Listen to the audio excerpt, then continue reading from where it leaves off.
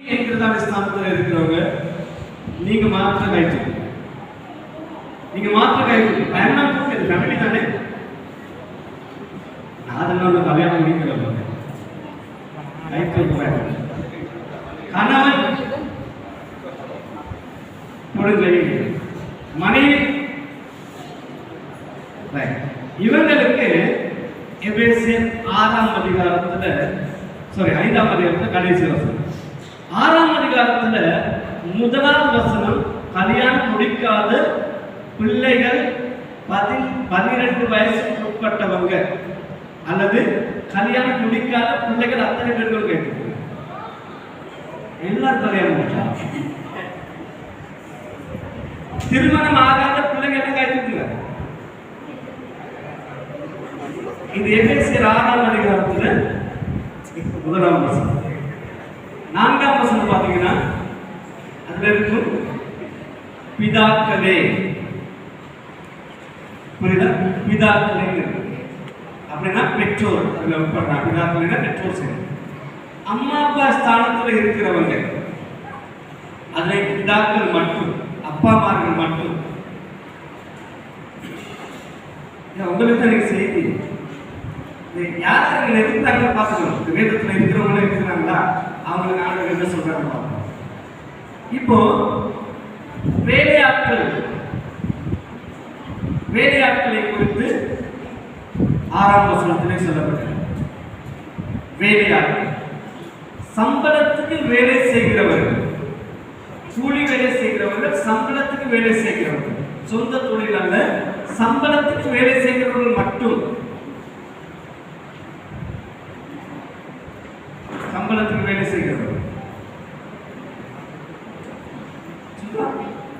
தூக்குங்க கையை, நீங்களும் சம்பளத்துக்கு தான் வேலை செய்றீங்க.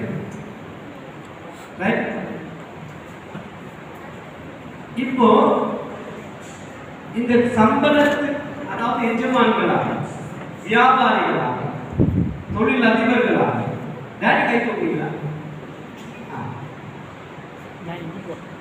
வியாபாரிகள், சொந்த வியாபாரம் செய்யறவங்க, சொந்த தொழில் செய்யறவங்க, கூலிக்கு வேலை செய்யாம சொந்தமா உழைத்து சம்பாதிக்கிற எஜமான்கள். 9ஆம் வசனம் கைத்தூங்க எஜமான்கள் தான்.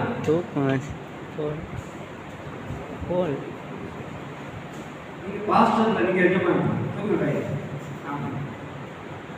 ஓகே, இவங்களுக்கு இந்த இடத்துல இருக்கீங்களா? உங்களுக்கு தான் ஆண்டவர் பேசுகிற வார்த்தை. என்ன வார்த்தை? அந்த எபேசியர் 6ஆம் அதிகாரத்தில் இருக்கிற காரியங்கள் எல்லாருக்கும் தெரிந்தாலும் கூட அதிலே குடும்பத்துக்கு இருக்கிறதான செய்தி என்னன்னா, அதில் சொல்லப்பட்ட காரியம், எங்களுக்கு போராட்டம் ஒன்று இருக்கிறது. ஒவ்வொருத்தருக்கும், பிள்ளைகளுக்காக இருக்கட்டும், முதல் ஆரம்பிக்கிறது கணவன் மனைவி, பிள்ளைகள், பெற்றோர், வேலையாட்கள், எஜமான்கள், இத்தனை பேர்கள் இருக்கிறார். இத்தனை பேர்களுக்கு ஆண்டவர் சொல்கிற காரியம், எங்களுக்கு ஒரு போராட்டம் இருக்கிறது வாழ்க்கை. இந்த போராட்டத்தை ஜெயிக்க வேண்டும். இந்த போராட்டத்தை ஜெயிக்கும் பொழுது மாத்திரம்தான் நாங்கள் நல்லொரு குடும்பமாக, ஆண்டவருடைய நாமத்துக்கு மகிமை உண்டாகிறவர்களாக இருப்போம். ஆண்டவருடைய நாமத்துக்கு மகிமை உண்டாவதாக சொல்வதனால் உண்டாக போகிறது. நம் வாழ்வதை வைத்துத்தான் ஆண்டவருடைய நாமத்துக்கு மகிமை உண்டாகும். நாம் சொல்லுகிறதுதான் உண்டாக போகிறது. ஆகவே கணவன் அன்பு செலுத்துகிறது, மனைவி எல்லாவற்றுக்கும் கீழ்ப்படுத்திருக்கிறது, பிள்ளைகள் கர்த்தருக்குள் பெற்றோருக்கு கீழ்ப்படுத்திருக்கிறது, பிதாக்கள் பிள்ளைகளை கோபப்படுத்தாதிருக்கிறது, வேலையாட்கள் தங்கள் எஜமான்களுக்கு கீழ்ப்படுத்திருக்கிறது, எஜமான்கள் தங்களுக்கு பார்த்து வேலையவர்கள் இருக்கிறார், எஜமான் இருக்கிறார் என்பதை விசுவாசித்து வேலையாட்களுக்கு நியாயத்தின்படி செயல்படுத்துவது, இது அத்தனையும் ஒவ்வொரு மனுஷன் தன்னுடைய வாழ்க்கையை கடைபிடிக்க வேண்டியதான காரியம். இது ஆண்டவருடைய கட்டளை. ஆண்டவர் ஒவ்வொரு மனுஷனுக்கு கொடுத்திருக்கிறதான வார்த்தை, வாக்கு தத்துவம். இதை செய்யாமல் அவர்களுக்குரிய ஒரு பங்கு அது. கணவனானவன் நீ இதுதான் செய்யணும்னு சொல்லி ஆண்டவர் கொடுத்திருக்கிற பங்கு. மனைவி நீ இதைத்தான் செய்ய வேண்டும் என்று ஆண்டவர் கொடுத்திருக்கிற பங்கு. பிள்ளைகள் நீங்கள் இப்படித்தான் வாழ வேண்டும் என்று கடவுள் கொடுத்திருக்கிற பங்கு. பிதாக்கள் பிள்ளைகளோடு இப்படித்தான் நடக்க வேண்டும் என்று ஆண்டவர் கொடுத்திருக்கிற பங்கு. வேலையாட்கள் வேலை செய்யும் இடத்தில் எப்படி நடந்து கொள்ள வேண்டும் என்பது அவர்களுக்குரிய பங்கு. எஜமான்கள் தங்களிடத்தில் வேலை செய்கிறவர்களோடு எப்படி நடந்து கொள்ள வேண்டும், தங்களுக்கு மேலாக ஒரு எஜமான் இருக்கிறார் என்பதை அறிந்து செயல்படுவது அவர்களுக்குரிய பங்கு. ஒவ்வொருத்தரும் ஒவ்வொரு காரியத்தை செய்ய வேண்டியதாக நம்முடைய வாழ்க்கையிலே, அதாவது ஒரு குடும்பம் இருக்கும் பொழுது நம்முடைய வாழ்க்கையில தோல்வி கண்டவர்களாக தான் காணப்படுது. நாம் ஆண்டவருக்கு மகிமை உண்டாவதாக, மகிமை உண்டாவதாக, மகிமை உண்டாவதாக என்று சொல்லிக்கொண்டே செயல்படுகிறோமே தவிர நாம் ஒரு நேரமாவது யோசித்து பார்த்திருக்கிறோமா என் நிமித்தமாக ஆண்டவரை நாம் மகிமைப்பட்டுக் கொண்டு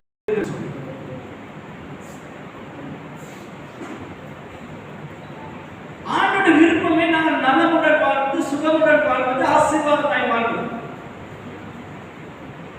ஆதாம் ஏவாளுக்கு ஆண்டவர் தோட்டத்தை கொடுக்கும் பொழுது எல்லா ஆசீர்வாதங்களும் கொடுத்துட்டாங்கன்னா ஆண்டவருக்கு மகிமை உண்டாகும்.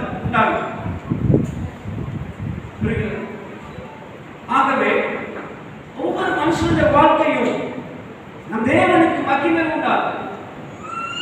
நம் வாழ்கிற வாழ்க்கையை குறித்துதான் வைத்துத்தான் மற்றவர்கள் பார்த்து, நம்மை சுற்றிலும் இருக்கிற ஜனங்கள் பார்த்து இவன் கிறிஸ்தவன், இவர் கிறிஸ்தவன், இவர்கள் கிறிஸ்தவர்கள் என்று சொல்லுகிற அந்நிய சொல்கிற வார்த்தையினாலே நாம் ஆராதிக்கும் தேவனுக்கு மகிமை உண்டாகிறது.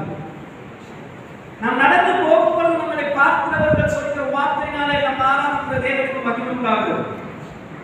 பள்ளிக்கூடத்தில் படிக்கிற பிள்ளைகள் நடந்து போகிற விதத்திலே, பக்கத்தில் இருக்கிற பிள்ளைகளோடு பேசுகிற விதத்திலே அந்த பிள்ளைகள் மூலமாய் கர்த்தருடைய நாமத்துக்கு மகிமை உண்டாகும். அது நாளிலும் கூட நமக்கு ஒரு போராட்டம் இருக்கிறது பூமியிலே. அந்த போராட்டம் நம் ஒவ்வொருத்தருக்கு விரோதமாக அல்ல. அவங்க வரல, இவங்க வரல, அப்படி அவங்களுக்கு விரோதம், அதாவது மாம்சத்துக்கு விரோதம். ஒரு மனுஷன் நமக்கு முன்னுக்கு வந்து நிற்கிறான்னு சொன்னா அந்த மனுஷனுக்கு விரோதமாக ஒரு எதிராளி எங்களை அழிக்க பார்க்கிறான், எங்களை திட்ட பார்க்கிறான், எங்களை அவமானப்படுத்த பார்க்கிறான், எங்களை நிந்திக்க பார்க்கிறான், எங்களுடைய வியாபாரத்தை முறிக்க பார்க்கிறான், எங்களுடைய ஊழியத்தை கெடுக்க பார்க்கிறான், நாங்கள் செய்கிற வேலை இல்லாமலாக்க பார்க்கிறான் என்றெல்லாம் ஒரு எதிராளி வந்து நிற்கிறான் என்றால் அவனுக்கு விரோதமாக எந்த விதத்திலும் எங்களுக்கு போராட்டம் இல்லை. காரணம் என்ன?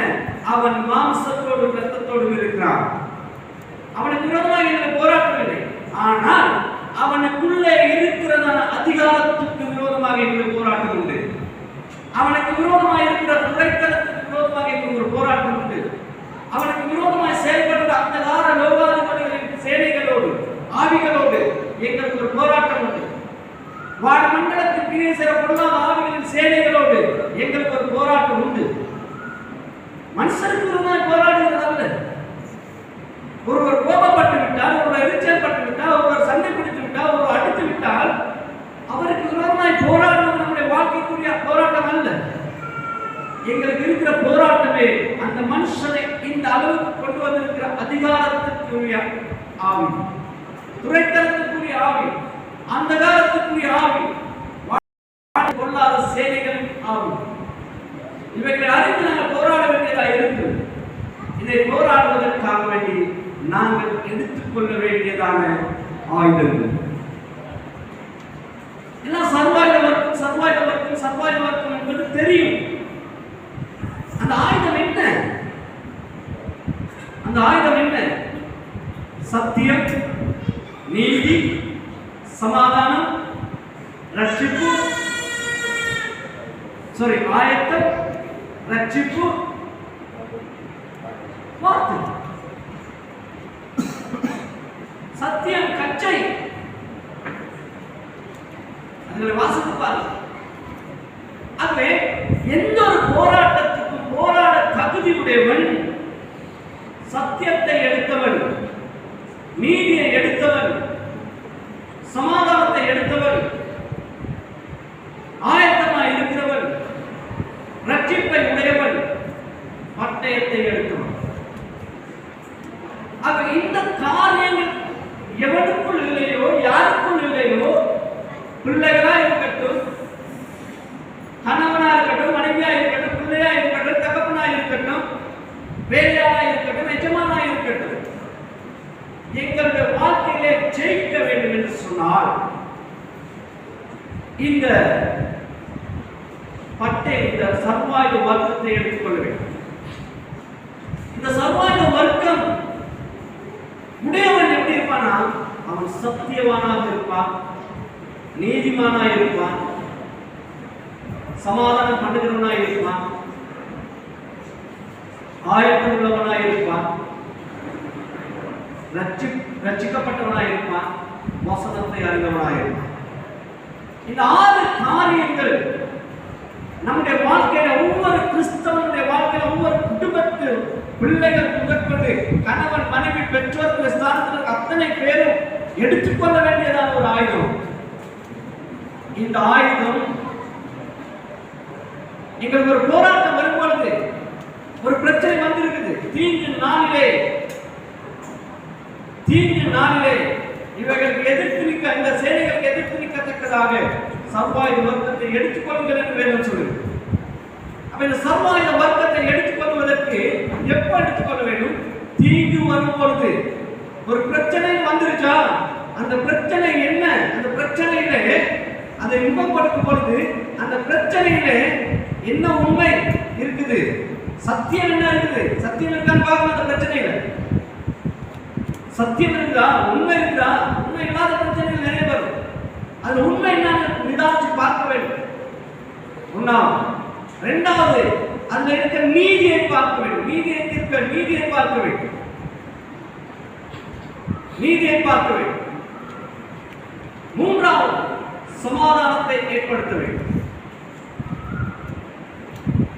நாலாவது, ஆயத்தமாக இருக்க வேண்டும். பேசுவதற்கு, சத்தியத்தை பேச, நீதியை சரிகட்ட, சமாதானத்தை கூற ஆயத்தமாக இருக்க வேண்டும். இதை செய்வதற்கு ரட்சிப்பு இருக்க வேண்டும். இவை அத்தனையும் ஒரு மனுஷனுக்கு வாழ்க்கையிலே வரக்கூடிய காரியங்களை எதிர்த்து போராடி முன்னோக்கி செல்வதற்காக சத்தியம் உள்ளவனா இருக்கலாம், நீதி உள்ளவனா இருக்கலாம், சமாதானம் உள்ளவனா இருக்கலாம், அதே நேரத்தில் ஆயத்தம் உள்ளவனா இருக்கலாம், ரட்சிப்படைந்தவனாக இருக்கலாம். இப்படி எல்லாத்தையும் உடைய மனுஷனுக்கு வாழ்நாள் பூரா போராட்டம் இருந்து கொண்டுதான் இருக்கும். கிறிஸ்தவன் போராடுவதற்காகவே அழைக்கப்பட்டவன், தெரிந்து கொள்ளப்பட்டவன், நியமிக்கப்பட்டவன். நாங்க ஒரு பிரச்சனையில நாங்க நல்லா இருக்கிறோம், சந்தோஷமா இருக்கிறோம், சமாதானமா இருக்கிறோம், இப்படி சொல்றவன் கிறிஸ்தவனே கிடையாது. நாங்க போராடுவதற்காக அழைக்கப்பட்டவர்கள். ஆக இந்த அத்தனை காரியங்களும் நாங்கள் போராடி வாழ்வதற்குரியது. ஆனால் எங்கள் எதிராளியை நாங்கள் ஜெயிப்பதற்கு ஒரே ஒரு பட்டயம், அது வசனம்.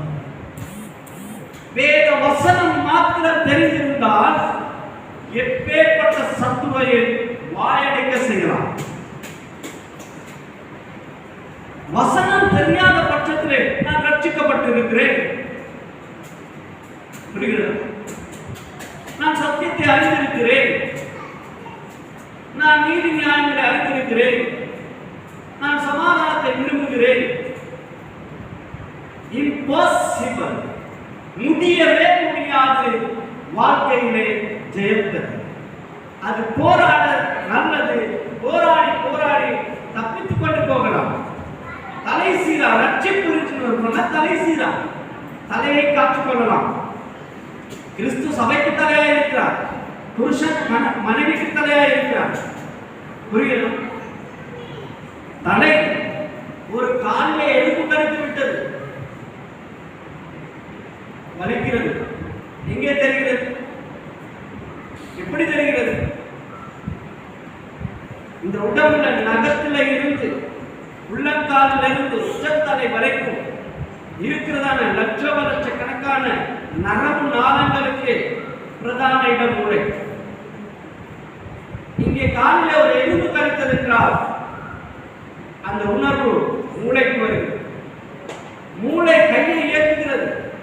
கை சீக்கிரமாய் போய் அந்த எலும்பை தட்டி விடுகிறது அல்லது கொண்டு போகிறது. புரிகிறதா?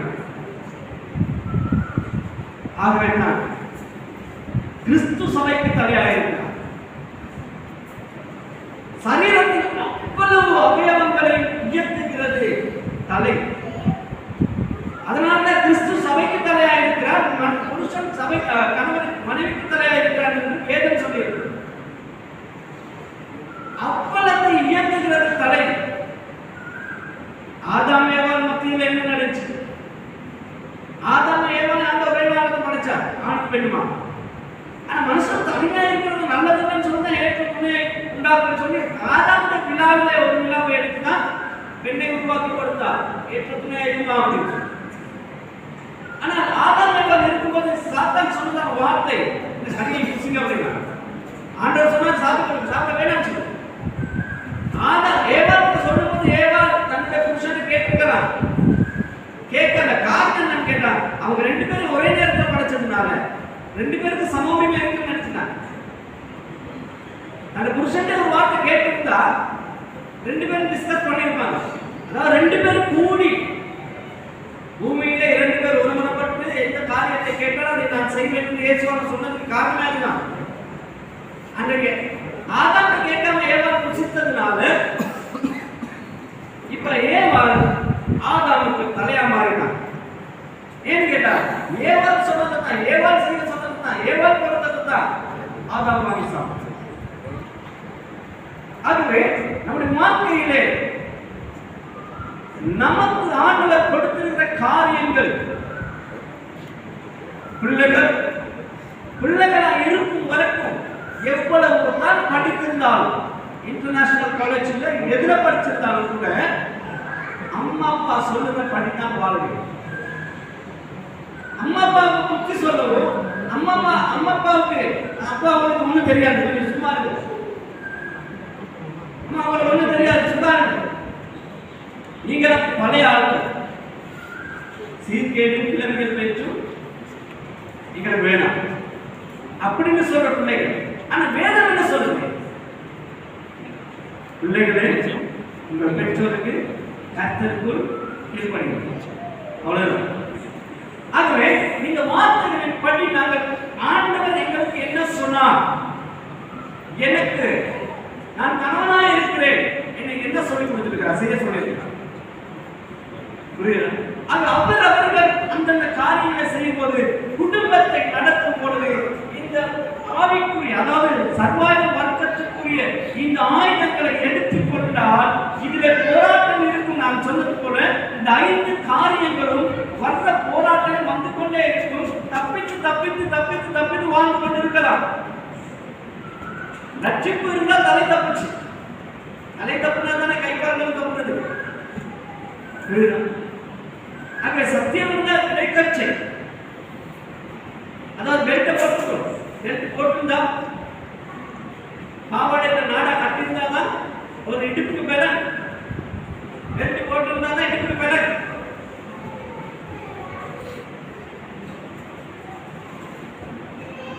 ரட்சிப்பு தலை சீர ஆயத்தம் பாதரட்சை. புரிகிறதா? நீதி மார்க்கவசம், இதயத்திலே நீதி இருக்கும். மார்க்கவசம் எல்லாம் இருக்கு.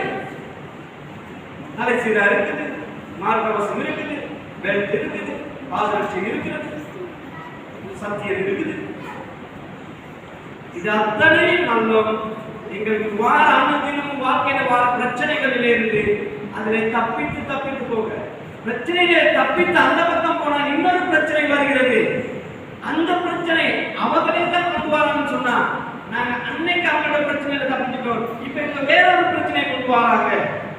இதனையும் தப்பிச்சு கொண்டு இந்த அதிகாரிகள் இருக்கிறாங்க.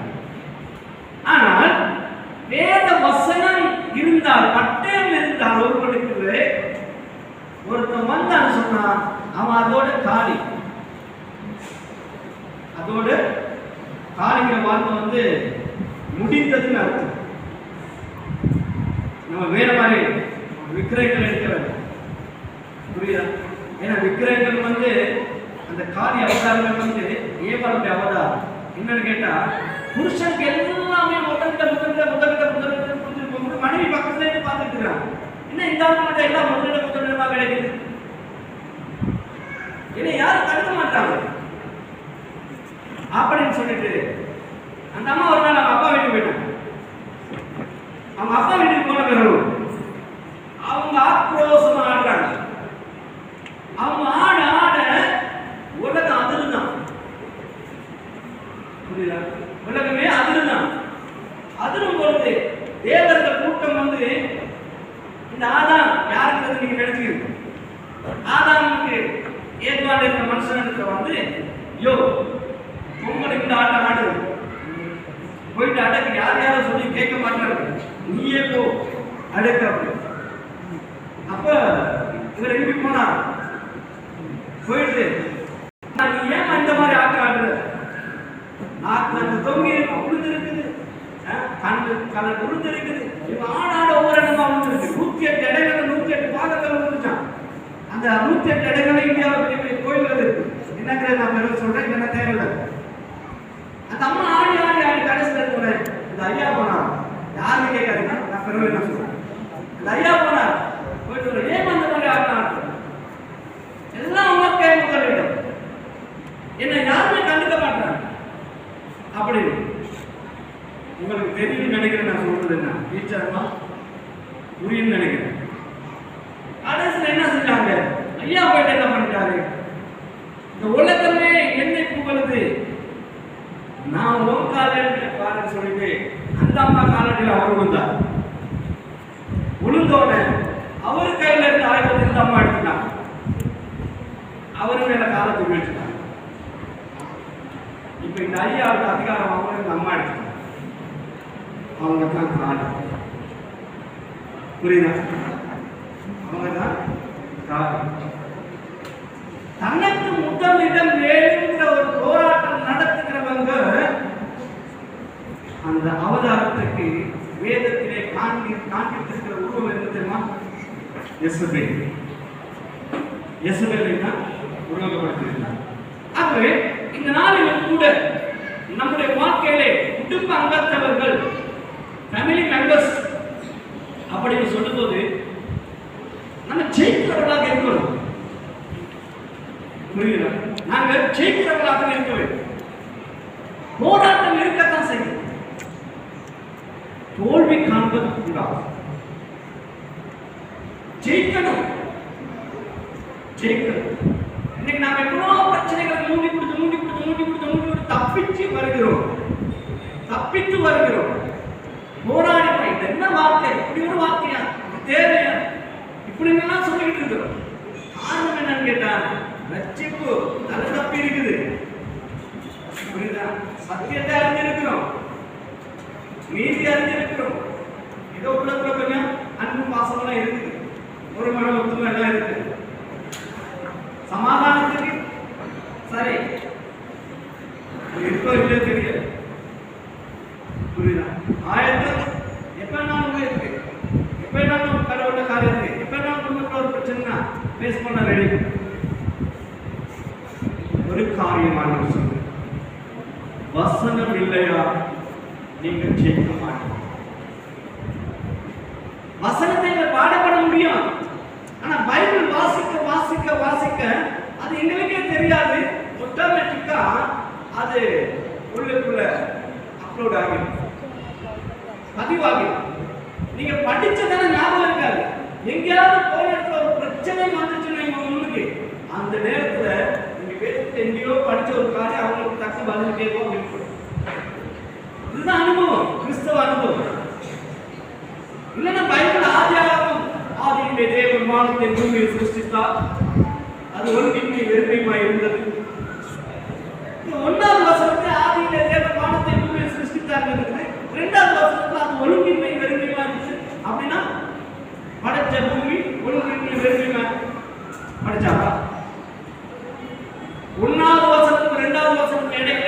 லட்சோப லட்ச வருஷங்கள் இருக்கிறது. ஆதியிலே படைக்கப்பட்ட பூமியையும் வானத்தை பூமியையும் ஆண்டவர் பூமியை பாதுகாத்ததற்கு முதல் ஏதேனிலே வைக்கப்பட்டது லூசிபர் என்கிறவன் தூதன் கேரு. அவன் வானத்திலிருந்து விழுந்தான், பூமி சபிக்கப்பட்டது, ஜலத்தினால் மூடப்பட்டது. அந்த பூமியை தான் திரும்ப சீர்படுத்தி 3ஆம் வசனத்திலே இருந்து ஆதாமை உருவாக்கி ஆதாமை வைத்தது ஏதேன் தோட்டத்திலே. ஏதேன் தோட்டம் என்னத்தெல்லாம் கண்டுபிடிக்கிறாங்க. இந்த பூமியில தான் ஏதேன் தோட்டம் கண்டுபிடிச்சிருக்காங்களா? ஏதேன் தோட்டத்திலே இருந்தவன் பூமிக்கு தள்ளப்பட்டான் ஆதாம். சரித்திரம் சொல்கிறது, பரம எருசலேம் மேலே இருந்து வருகிறது ஏதேன் என்று சொல்கிறார். அப்படியானால் ஏதேன் தேவனுக்கு சமீபமாய் இருந்த ஒரு இடம். அங்கே இருந்து பூமியை பண்படுத்தி பாதுகாத்துக் கொண்டிருக்கிறார்கள். லூசிபரும் அவனுடைய கூட்டத்தாரும் அங்கே இருந்து தள்ளப்பட்ட பூமியிலே விழுந்ததினாலே பூமி சாபமாய் மாறினது, ஜலத்தினால் மூடப்பட்டது. ஆதாமை படைத்து ஏதேனிலே வைத்தார் பூமியை பாதுகாக்க முடியும். அவன் பாவம் செய்ததினாலே அவன் கிழக்கு தேசத்துக்கு தள்ளப்பட்டான். வானம் அடைக்கப்பட, அந்த ஏதேன் தோட்டம் அடைக்கப்பட்டது. சுடருடைய பட்டயம் அங்கே பாதுகாப்பு வைக்கப்பட்டது. அந்த ஆதாம் சரித்திரம் சொல்கிறது, இந்தியாவிலே நான் படித்தது சரித்திரம் சொல்கிறது, ஏதேனிலிருந்து தள்ளப்பட்ட ஆதாம் இந்த இலங்கை பூமியிலே சிவனுடைய பாதமலை என்கிறதான மலையிலே தான் அவனுடைய கால் பட்டது. உணர்வுதான் புரிகிறார். அதனால தான் நான் அடிக்கடி சொல்லுகிறது, இந்த இஸ்ரவேல் இயேசு கிறிஸ்து வெளிப்படுவதற்கு ஏற்பாய் இருக்கிறது போல இந்த இலங்கையும் அந்த கிறிஸ்து வெளிப்படுவதற்கு காரணமாக இருக்கிறது. அதை தொடர்ந்து வேறொரு நாளைக்கு பார்க்கலாம். ஆக இந்த நாளிலும் கூட உங்களுக்கு எத்தனை பேருக்கு தெரியும், ஆபிரகாம் விசுவாசின் தகப்பன், விசுவாசத்தின் தகப்பன் தெரிந்தது. ஆபிரகாம் விசுவாசத்தின் தகப்பன். ஆபிரகாமுக்கு பிள்ளைகள் இல்லாத நேரத்தில் குடும்ப காரியங்கள் தான். பிள்ளைகள் இல்லாத நேரத்தில் ஆகாரோட பிள்ளைகள் உண்டாக்கும்படிக்கு சாராள் அனுமதித்தார். பிள்ளை பிறந்தது. தேவனுடைய வாக்குத்தத்தத்தின்படி ஆபிரகாமுக்கு சாராளுக்கு பிள்ளை பிறந்தது. பிறந்த உடனே சாராள் என்ன சொன்னாங்க, ஆகாரையும் பிள்ளையையும் அனுப்பி விட்டுருக்கிறாங்க. ஆபிரகாம் எப்படி இருந்துச்சா, விசனமா இருந்துச்சு, கவலைப்பட்டுட்டாருல. இப்ப அந்த அம்மா சண்டை ஆரம்பிச்சுட்டாங்க. இப்ப அடுத்த என்ன நடக்குது, ஆபிரகாம் பிள்ளையை பலி செலுத்த மோரியா தேசத்துக்கு கொண்டு போறார்.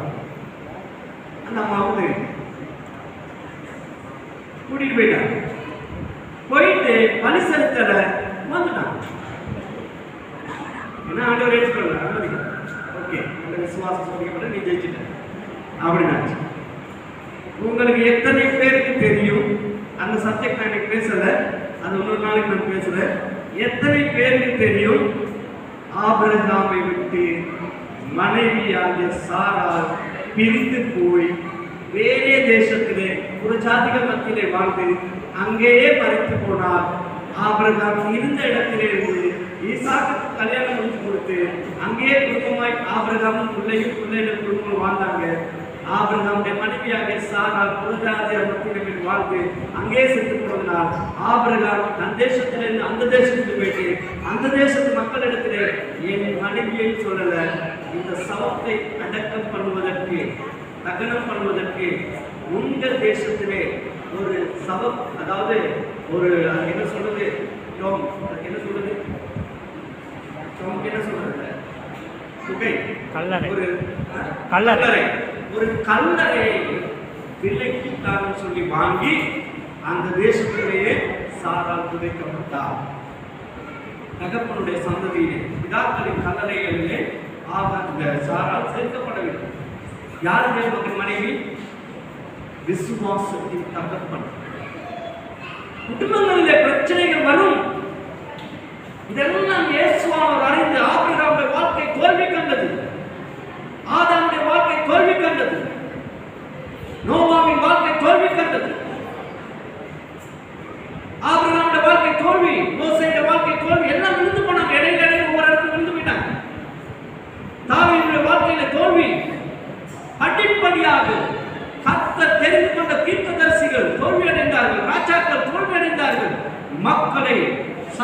நித்தியத்துக்கு நடத்த முடியாது, நித்தியத்துக்கு நடத்த முடியாது. மக்கள் போனதால் தான் தேவனே மனுஷாவதாரம் எடுத்து பூமிக்கு வர வேண்டியதாயிருச்சு. இயேசுவானவர் வந்து அத்தனையும் மாற்றினார், அத்தனையும் மாற்றினார். ஆக இயேசுவானவர் எங்களுக்கு அந்த வசனம் சொல்லுகிறது, சர்வாயுத வர்க்கத்திலே கடைசியாக சொல்லப்படுகிற காரியம், ஆவியின் பட்டயத்தை எடுத்துக் கொள்ளுங்கள். வசனம் என்னும் ஆவியின் பட்டயத்தை எடுத்துக்கொள்ளுங்கள். ஆவியின் பட்டயம், ஆவியானவர் தந்திருக்கிறதான பட்டயம். பவுல் மூலமாகத்தான் நாம் ரட்சிக்கப்பட கர்த்தர் சித்தமாயிருந்தார். இயேசுவானவர் மூலமாக சீசர்கள் உருவாக்கப்பட்டாங்க. அந்த சீசர்கள் ஊழியம் செய்ததெல்லாம் இஸ்ரவேலர் மத்தியிலே. அப்படியான தோமாவும் இஸ்ரவேலர் மத்தியிலே தான் ஊழியம் செய்தார். இந்தியாவிலே, கேரளாவிலே, தமிழ்நாட்டிலே, கோவாவிலே, இந்த பகுதிகளெல்லாம் இப்படி போய் பார்த்தா யூதர்கள் வாழ்றாங்க, யூதர்கள் ஆலயம் இருக்கிறது, புரிகிறது. ஆனால் இந்த தோமாவை கொலை செய்தவர்கள் தமிழர்கள். இயேசுவானவர் மரித்து உயிர்த்தெழுந்த பிறகு அவரை தொட்டு பார்த்த தோமாவை கொன்றது தமிழர்கள். ஐயர்களா இருக்கு, ஆனால் தமிழர்கள் கொன்றார். இயேசுவானவரை கொன்றது யூதர்கள் என்றார். இயேசுவானவர் சீசனாகிய தோமாவை, இயேசுவை தொட்டு பார்த்த உயிர்த்தெழுந்தவரை தொட்டு பார்த்த தோமாவை கொண்ட தமிழர்கள் அல்லவா? அந்த இரத்தப்பழி தமிழர்கள் இருக்குமா இருக்கா? யூதரை கொண்டு போய் இயேசுவை கொண்டு போத யூதர்கள் என்ன சொன்னாங்க? உங்களுடைய இரத்தப்பழி எங்கள் மேலேயும் எங்கள் பிள்ளைகள் மேலும் இருக்கட்டும் இருக்கட்டும் சொன்னாங்க. தோமாவை கொள்ளும் போது தமிழர்கள் கொண்டாடுவார்கள். இரத்தப்பழி யார் மேல இருக்கு? புரிகிறதா? ஆகவே ஆவியின் பட்டை வசனம் என்கிறதான பட்டயம் பைபிளை வாசிங்க. நீங்க ஜெபம் பண்ணனாலும் பரவாயில்ல. ஜெபம்னா என்னது? நீங்க ஆண்டவருக்கு கேட்கிறது தானே. நீங்க அநேகருக்கு ஜெபம் பண்ணலாம். ஏன் தெரியுமா? தூக்கம் வந்துடும், தூக்கம் வந்துடும். ஒரு நிமிஷம் நீங்க கண்ணை மூடிட்டு பேசுங்க, ஒண்ணுமே தெரியாது. சாரி, கண்ணை திறந்துட்டு பேசுங்க, ஒண்ணுமே தெரியாது. கண்ணை மூடிட்டு தனியா கொஞ்ச நேரம் இருந்து பாருங்க. அமெரிக்காவுக்கே போயிட்டு வந்துடலாம். புரியுதா? நீங்க கப்பல்ல போற மாதிரி இருக்காங்க, கோச்சிலையும் போகலாம், ஃபிளைட்லையும் போகலாம். கண்ணை மூடி பாருங்க, அவ்வளவு வரும் உங்க முன்னுக்கு. புரியுதா? அப்பதான் சண்டை பிடிச்சவங்க வருவாங்க, உங்களை திட்டுனவங்க வருவாங்க. கண்ணை மூடுனா. புரியுதா? ஆண்டவரை தியாகம் பண்ணுவதற்கு, ஜெபம் பண்ணுவதற்கு முழங்கால் போட்டு தனியா இருக்கும் பொழுது விசுவாசானவன் அந்த இடத்துல இருக்கிறான்னா அதுக்கு அடையாளமே வேற வேற காரியங்களை அவர் கண்டுபிடிக்கணும்னு பாருங்க. ஆண்டவரோட தொடர்பு பண்ண விடமாட்டான். ஆகவே வசனத்தை வாசிக்கும் பொழுது நீங்க கண்ணை திறந்து கொண்டு வாசிக்கிறீங்க. ஒரு தடையும் வராது, ஒரே ஒரு தடை வரும், தூக்கம் வரும். பைபிள் வாசிக்க எடுத்தா யாருக்காவது தூக்கம் வராம தூக்க மாத்திரை ராத்திரி போடுறதா இருந்தா தூக்க மாத்திரையே போடாது, பைபிள் எடுத்து கையில வச்சுக்கணும், தூக்கம் வந்துடும். காரணம் என்னன்னா, நீங்க எப்ப வேணாலும் சோதிச்சு பாருங்க, காது ரெண்டையும் விரல் ரெண்டையும் வச்சு நல்லா கம்முன்னு அடைச்சு பாருங்க, வாய் சும்மாவே புறப்படும், கொட்டாவி வரும். புரியுதா? கொட்டாவி வரும். காரணம் என்ன? காது ரெண்டையும் பிசாசு அடைச்சுட்டான்னு சொன்னா பைபிளை கையில் எடுத்த நேரம் அநேகமாக தூக்கம் வந்துதான். அப்படியானால் பைபிள் எடுக்கும் போது உங்களுக்கு தூக்கம் வருதுன்னா அதுக்கு அடையாளம் உங்க காது ரெண்டை பிசாசு அடைக்கலாம். ஜெபிக்கும் போது தூக்கம் வருதுன்னு சொன்னா தூக்கம் வராது, வேற வேற காரியங்கள் வருதுன்னா பிசாசானம் கொண்டு வந்து போட்டு விடுவாங்க. ஆகவே இன்றைக்கு நம்முடைய வாழ்க்கையிலே அந்த குடும்பத்திலே ஒரு இஸ்ரவேல்ங்கிற ஒரு குடும்பம், அவங்க கானான் தேசத்தை நோக்கி போய்கொண்டிருக்காங்க. கடைசி போராட்டம் சொல்லி கொடுத்துருக்காங்க. கடைசி போராட்டம் ஜெரிகோவை ஜெயிக்கும். மதில் முடிந்தாச்சு, ஆயிங்கிற பட்டணத்துக்கு போறாங்க. ஆயிங்கிற பட்டணத்துக்கு போயிட்டு யுத்தம் பண்றாங்க. ஜெரிகோக்குள்ள போயிட்டு முடிச்சு அடிச்சு வந்தாச்சு. ஆயிங்கிற பட்டணத்துக்கு போறாங்க, யுத்தம் பண்ண போறாங்க. 2000 பேர் அனுப்புனா போதுங்க, 3000 பேர் அனுப்புறாங்க. அந்த பட்டணத்துல 12,000 போயிட்டு ஜெயிக்க போனாங்க. போன பிறகு அங்க எதிரிகள் பட்டணத்தார்கள் அடித்த அடியில விரட்டி விரட்டி அடிச்சாங்க. கம்ப்யூட்டர்களை வெட்டி கொண்டாங்க. 36 பேர் செத்தாங்க. ஏன் தெரியுமா? இஸ்ரவேல் குடும்பம் ஃபேமிலி. இது ஒரு குடும்பம் இஸ்ரவேல். அந்த குடும்பத்திலே 12 பிள்ளைகள், 12 கோத்திரங்கள். புரியுதா?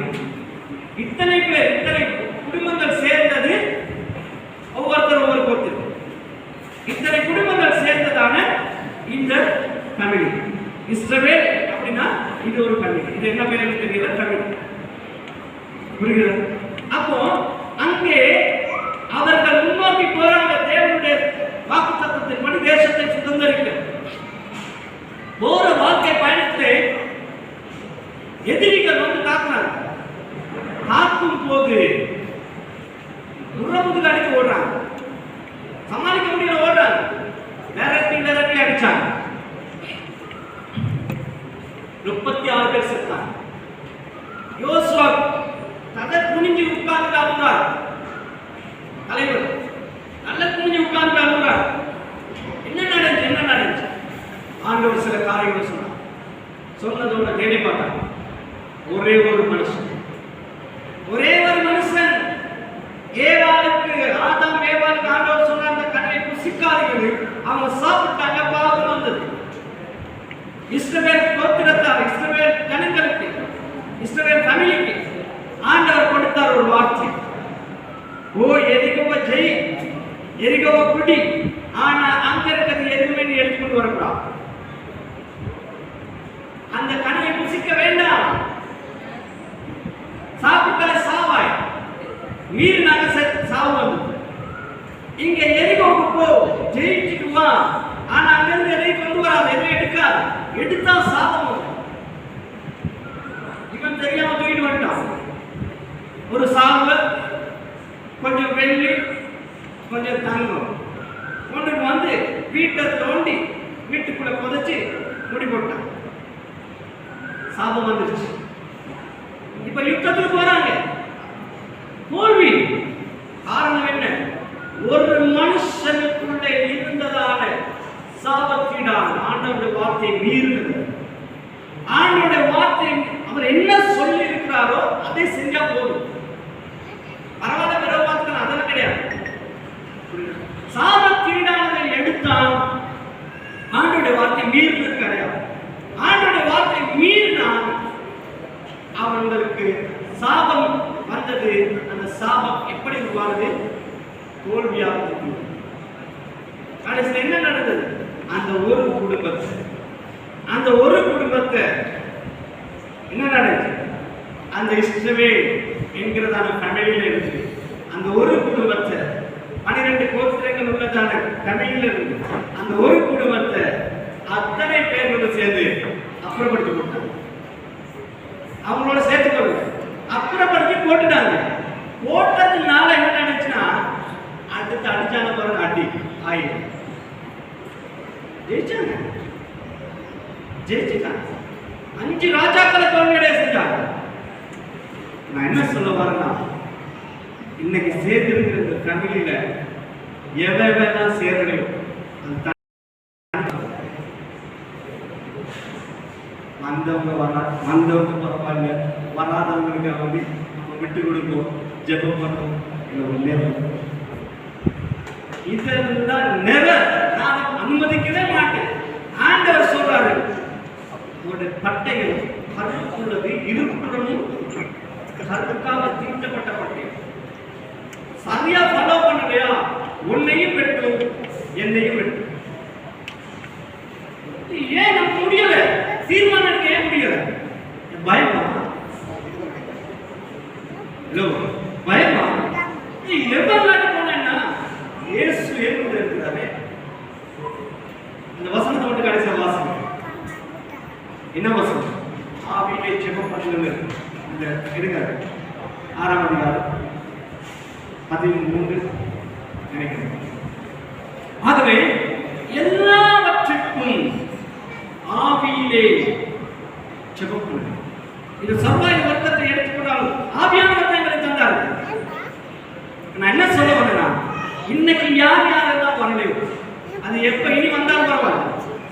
இன்னைக்கு யார் யார் இந்த செய்தி வருது யாருக்கு கேட்க சித்தமா இருக்குதோ அவங்களுக்கு மட்டும், யாருக்கெல்லாம் கேட்க கிடைக்கலையோ அவங்க இதுல சம்மதம் இல்லை, அவங்களுக்கு இல்லை. இது யாருக்கு கொடுக்கணும்னு ஆண்டவர் தீர்மானம் பண்ணிருக்கோ அவங்க மட்டும் தான் இங்க உட்கார்ந்துருக்காங்க. இந்த குடும்பத்துக்கு யாரெல்லாம் வரலையோ அவன் அத்தனை பேரையும் ஆதாங்கிற லிஸ்ட்ல சேர்த்துக்க. கடைசியில் சேர மாட்டாங்க. கடைசி வரைக்கும் இந்த ஃபேமிலியில சேர மாட்டானுங்க. இந்த ஃபேமிலியில இஷ்டவேலர்களாக நான் இருக்கிறோம் சொல்லிக்கிட்டு இருப்பாங்க. புரியுதா? இஷ்டவேலர்களாக தான் நாங்க இருக்கிறோம் அப்படிமா. ஆனா அந்த ஃபேமிலிக்கு சம்மந்தம் இல்லாத காரணம் என்னன்னு கேட்டா அவங்க ஆண்டவர் வேணாம்னு சொன்னதை செஞ்சுக்கணும். புரியுதா? உங்களுக்கு ஆண்டவர் நமக்கு என்ன சொன்னாரோ அதை செய்வதிலே தலையோக்கி நிற்கும். உங்க பிள்ளைகளை ஆண்டவர் வார்த்தைப்படி நடத்துங்க. புரியுதா? வார்த்தைப்படி நடத்து. நீங்க செய்யற தொழிலை செய்யுங்க. இன்னைக்கு மேதினம், இன்னைக்கு தொழிலாளர் இருக்கணும். ஆண்டவர் ஆதாம் ஏவாளை படைத்து ஏதேன் தோட்டத்திலே வைத்து நீங்கள் பூமியை பண்படுத்துங்கள். புரியுதா? பூமியில நடமாடுங்க மிருகங்கள், பூமியை பண்படுத்துங்கள் சொன்னார். அவங்களை வச்சது ஏதேன் தோட்டம், பூமியை பண்படுத்து. எல்லாத்தையும் ஆண்டு கொடுங்க, எல்லாம் கொடுத்தார். வேலைத்தான் கொடுத்தார். சும்மா உட்கார்ந்து சாப்பிடணும்னு சொல்றாரு. வேலைத்தான் கொடுத்தார். உள்ள அதாவது வேலை செய்யாதவன் சாப்பிடக்கூடாதுன்னு பவுல் சொன்னார். புரியுது? அதே நேரம் நம்ம அடிக்கடி நம்ம குடும்பங்களில் பேசப்படுகிற ஒரு வார்த்தை, குடும்பத்தை நடத்த தெரியாது சபை எப்படி நடத்துவோம் அப்படி. யார் சொல்லுது? பவுல் சொன்னார். பவுல் கதையை முடிச்சார். அவர் சொன்ன காரணம் என்னன்னா, பேருக்கு அல்லப்பட்டார் கும்பலை கூடவே. பேருக்கு சபை கிடைக்கல, பேருக்கு சபை கிடைக்கல, சபை உருவாக்க முடியாம போயிடுச்சு. பேருக்கு சபை உருவாக்கல. அதனாலதான் பேதுருவை வச்சுட்டு இன்னைக்கு வத்திக்கான்ல பேதுருவை வச்சுதான் போக்கள் துவங்கி இன்னைக்கு 1800 போக்கள் உருவாங்க. அப்புறம் சார் புரியுதா? பேதுருவை வச்சு எந்த சபை உருவாக்கி கொண்டாரு கடைசி பேதுரு. பவுல் தான் சபைகளை உருவாக்கணும். பவுலை உருவாக்கினவர் பர்னபா. அதாவது ஆண்டவர் கொடுத்தாரு, சிமியோன் ஆசீர்வதிச்சான், அபிஷேகம் பண்ணினா. பவுலை ஊழியத்துக்கு பயிற்றுவித்தது பர்னபா. அந்த பர்னபாவுக்கு பெயரை உடையவர் அப்பா மகிழ்வாங்க. முதல் குடும்பத்தில் ரட்சிக்கப்பட்டாரு, ஊழியம் செஞ்சாரு. 3.5 வருஷம் ஊழியம் முடிஞ்சு எங்க போனாரு எனக்கு தெரியாது. செத்தாரு எல்லாம் சொல்றாங்க, காணாம போச்சு இன்னொரு கூட்டம் சொல்றாங்க. என்ன நடந்துச்சுன்னு எனக்கு தெரியாது. ஒரே ஒரு நம்பிக்கை இருக்குது, இயேசு வரும்போது அவர் வருவார். புரியுதா? அவருக்கு என்ன நடந்துச்சு, ஏது நடந்துச்சு, எந்த இடத்துக்கு போனாரு, என்ன நடந்துச்சு அத்தனையும் கண்ணார கண்டு அந்த ஆத்மாவை கதைச்சு சகல விதமான தகவலையும் சேகரித்து வைத்திருக்கிறவன் நான். புரியுது? அதனால ஒரு காரியம் கடைசியாக சொல்லி முடிக்கிறேன். இந்த வசனத்தை வாசி முடித்தீங்களா? எல்லாரும் ஜெபம் பண்ணுறதுக்கான ஒரு வசனம் எப்படி ஜெபம் பண்ணணும்? அத்தனை பட்டயங்களை எடுத்தால், பட்டயத்தை எடுத்தாலும், விசுவாசம் இருந்தாலும், சத்தியம் இருந்தாலும், நீதி இருந்தாலும், அதே நேரத்தில் ஆயத்தம் இருந்தாலும், ரட்சிப்பு இருந்தாலும், என்ன இருந்தாலும் அத்தனையும் நமக்கு கொடுத்தது பரிசுத்த ஆவியானவர். அது எத்தனை வசனம்? வசனம் வாசிங்க.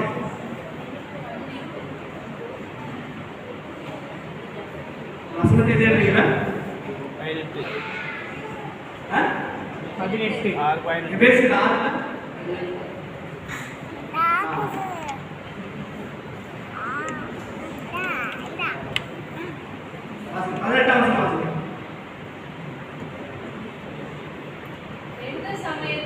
எந்த சமயத்திலும், அதாவது எந்த சமயத்திலும்னா அதுக்கு நேரக்காலமே இல்லை. புரியுதா? அதுக்கு நேரக்காலமே இல்லை. எந்த சமயத்திலும் சகல விதமான வேண்டுதலோடும் விண்ணப்பத்தோடும் ஆவியினாலே ஜெபம் பண்ணி. என்னத்தினாலே ஜெபம் பண்ண சொல்றாங்க? ஆவியினாலே ஜெபம் பண்ணணும், மாம்சத்தினாலே அல்ல. புரியுதா? ஆவியினாலே ஜெபம் பண்ணணும். அதன் பொருட்டு மிகுந்த மன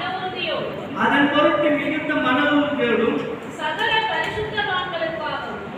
பரிசுத்தவான்களுக்காகவும் பண்ணும் வேண்டுதலோடும் என்ன பண்ணுங்க? விழித்துக் கொண்டிருங்கள். புரியுதா? எந்த சமயத்துக்கு நான் விடிய 3 மணிக்கு தான் எழுப்பி ஜெபம் பண்ணுவேன், 3 மணிலேருந்து 5 மணி வரைக்கும் முழங்கால் போட்டுட்டு இருப்பேன். ஹலோ, அது எந்த சமயத்துக்குமா இருக்கு? பிரச்சனை அப்பப்ப வரும். நீங்க வெளியே போறீங்க, ஒருத்தர் கீழே வந்து நாக்கு தள்ளி போய் நுர தள்ளி போய் அந்த நோயில குடிக்கிறான். என்ன நோய் அது சொல்லுங்க? சரியா?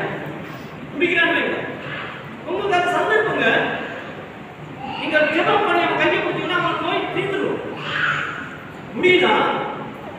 செய்ய முடியுதா? செய்ய மாட்டேன். ஏன்னா அவிசுவாசம். நான் ஜெபிச்சுட்டு இருக்க சொல்லுவாங்க. டக்குன்னு என்ன பண்ண, வேற அந்நிய மனுஷன் என்ன செய்வான்? இரும்பு கொடுத்துருவாங்க, இல்லைன்னா சாவி பத்த கொடுத்துருவாங்க. அவனுக்கு தெரியும் சாவி பத்த கொடுத்தா சுகமாவான், ஜெபிச்சா சுகமாவும் நமக்கு தெரியல. நம்ம குடும்பத்துல தான் ஜெபிச்சா சுகமாவும் தெரியுமா? தெரியாது. தெரியும். ஏன் செய்யல? எனக்கு விசுவாசம் இல்லை, அதனால செய்யல. இந்த வசனம் என்ன சொல்றது? எந்த சமயத்திலும் ஆவியினாலே ஜெபம் பண்ணு. பிரச்சனை வருதா, போராட்டம் வருதா, துன்பம் வருதா, ஒரு எதிரி தான் மாறானா, அவனை கண்ட உடனே எனக்கு பேச்சு வராது, நீங்க தான் பார்க்கணும். பேசி பாருங்க, ஜெபிச்சு பாருங்க. என்ற அனுபவத்தை சொல்றேன். அவன் வாயடிச்சு போவான். இல்லைன்னா அந்த நேரம் பார்த்து அவனுக்கு கால் வரும், மச்சான் அதிசயம் வரை பிரச்சனை. அவன் அந்த உங்க பஸ் சேவையில் வராங்க. புரியுதா? அவனை கண்டோட நான் பயப்படுறேன்னா ஆண்டவர் இல்லைன்னு அர்த்தம், அதாவது விசுவாசம் இல்லைன்னு அர்த்தம். என்ன சூழ்நிலை வந்தாலும், புரியுதா? என்ன சூழ்நிலை வந்தால் அவர் மேலே விசுவாசம் வைத்திருந்தார். கடைசி மரண தண்டனை நேரத்தில் இருந்த கல்லன் கூட அவரை விசுவாசித்ததினாலே தேவனோடு கூட தேவனுடைய ராஜ்யத்துக்கு ஆராதேசத்துக்கு போறது கிடைச்சிச்சு. ஆகவே குடும்பங்களாக சேர்ந்திருக்கும் எத்தனை குடும்பங்களும் தெரியும். நம்முடைய வாழ்க்கை எதிர்கால பிள்ளைகளுக்கு ஒரு நல்ல வழிகாட்டலாக இருக்கும். காலம் கொள்ளாத பிள்ளைகள் பெற்றோருக்கு கீழ்ப்படிய மாட்டாங்க தான் வேதம் சொல்லியிருக்கு.